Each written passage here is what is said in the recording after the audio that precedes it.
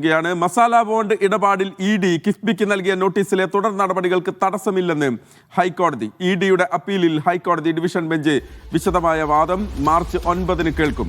തുടർ നടപടികൾ തടഞ്ഞ സിംഗിൾ ബെഞ്ച് ഉത്തരവിനുള്ള സ്റ്റേ തുടരും. മസാല ബോണ്ട് വഴി സമാഹരിച്ച പണം അടിസ്ഥാന സൗകര്യ പദ്ധതികൾക്ക് വിനിയോഗിച്ചത് ചട്ടലംഘനമെന്നായിരുന്നു ഇഡിയുടെ കണ്ടെത്തൽ.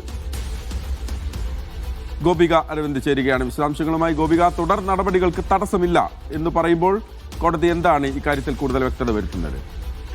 മഹേഷ്, ഈ മസാല ബോണ്ട് ഇടപാടിൽ മുൻപ് തന്നെ ഇഡി കിഫ്ബിക്കെതിരെയും അതുപോലെ തന്നെ മുഖ്യമന്ത്രി തോമസ് ഐസക് എന്നിങ്ങനെയുള്ളവർക്ക് നോട്ടീസ് അയച്ചിരുന്നു.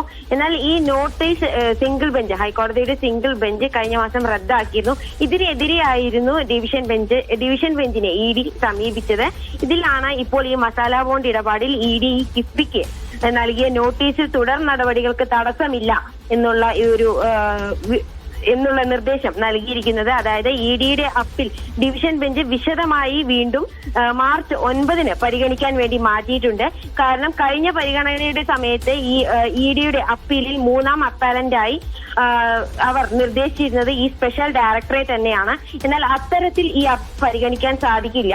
അതുകൊണ്ട് തന്നെ ഇതിൽ അപ്പീലിൽ തെറ്റ് ചൂണ്ടിക്കാണിച്ചുകൊണ്ട് ഇത് വീണ്ടും പുതുതായി ഫയൽ ചെയ്യാൻ ഡിവിഷൻ ബെഞ്ച് ആവശ്യപ്പെട്ടിരുന്നു. ഇതിനെ തുടർന്ന് ഇന്ന് വീണ്ടും പുതിയ രീതിയിൽ, അതായത് ശരിയായ രീതിയിൽ ഈ 3ാം അപ്പലന്റിനെ സെക്കൻഡ് റെസ്പോണ്ടന്റ് ആയി മാറ്റിക്കൊണ്ട്, എഡ്യൂക്കേഷൻ അതോറിറ്റിയെ റെസ്പോണ്ടന്റ് ആയി മാറ്റിക്കൊണ്ട് വീണ്ടും ഇന്ന് ഇഡി അപ്പീൽ ഫയൽ ചെയ്തിരുന്നു.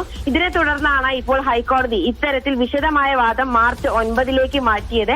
എന്തായാലും ഇത് സർക്കാരിന് ഈ കേസുമായി ബന്ധപ്പെട്ട് സ്റ്റേ ലഭിച്ചിരുന്നു. അതായത് മുഖ്യമന്ത്രി സ്റ്റേ ആവശ്യപ്പെടുകയും തുടർന്ന് ഹൈക്കോടതി സിംഗിൾ ബെഞ്ച് അത്തരത്തിലുള്ളൊരു സ്റ്റേ ഈ മസാല ബോണ്ടിൽ നൽകിയിരുന്നു.